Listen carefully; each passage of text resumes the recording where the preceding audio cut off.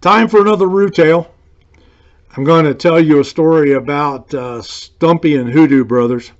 Now, years ago, I worked for this company, and we'll call them the HooDoo brothers.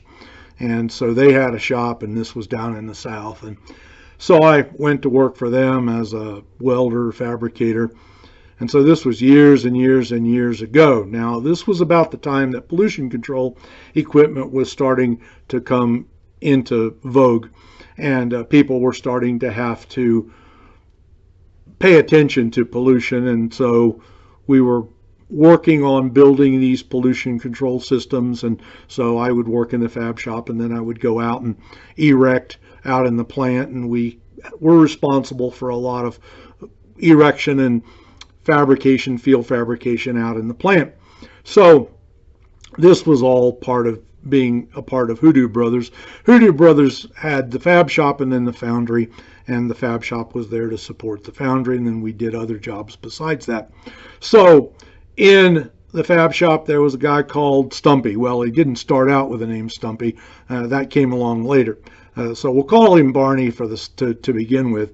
And Barney originally, he was a fabricator, and in the fab shop we had grinders. Now these grinders were air-powered grinders, and they were attached to great big huge air compressors. And these air compressors were, for all intents and purposes, completely unregulated.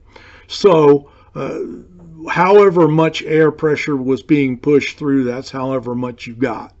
So Barney had a grinder, and this is in the years before anybody had guards on grinders. In fact, one of the jobs I had at HooDoo Brothers was to build guards, because guards were starting to be required for grinders.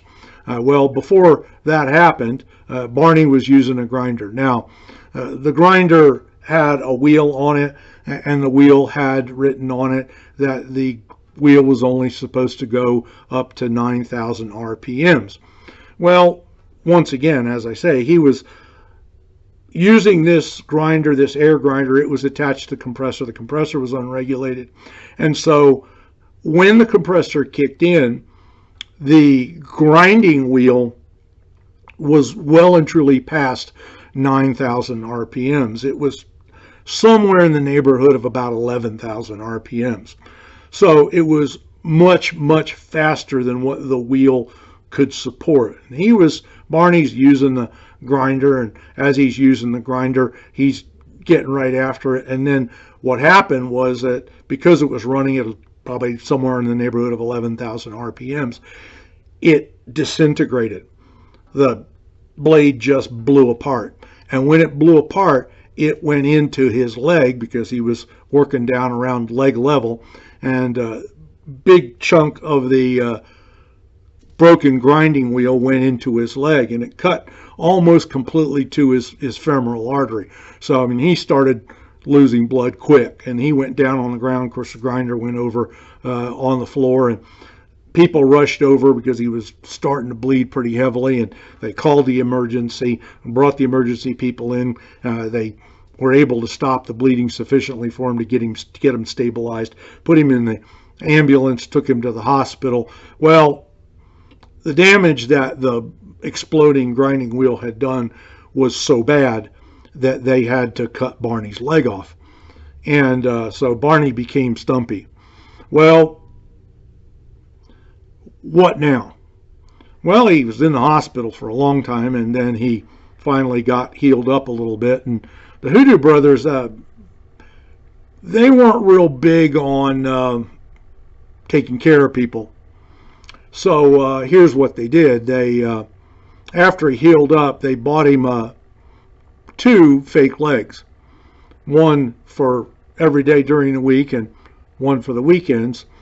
And so they gave him these 2 legs. And then they said, well, you know, when you're all healed up and you get used to working with one leg and the fake leg, then you can come back and work for us some more. So that's what he got out of it. He got 2 fake legs and his job. And when I came to HooDoo Brothers, he was a fitter, fabricator, and he worked in the shop. And so Stumpy got 2 fake legs and his job. out of it. And that's how things were when I met him. So what's the takeaway for this?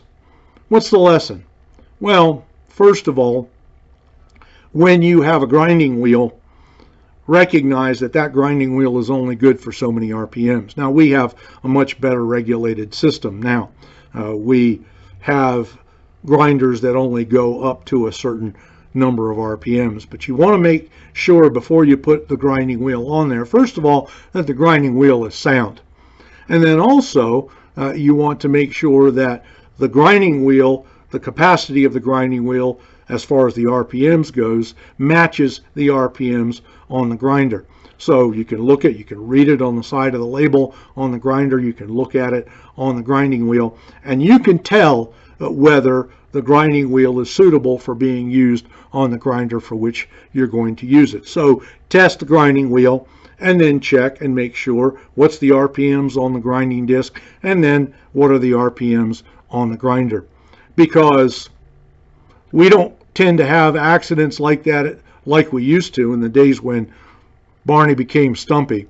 But these kind of things can happen, and it's always good to be sure that the piece of equipment that you're using is right for the job and that the part that goes on it, that's the consumable like the grinding wheel, matches the grinder, so that you don't get yourself into the kind of trouble that Barney got himself into. We're all going to get a nickname. That's a hard way to get a nickname.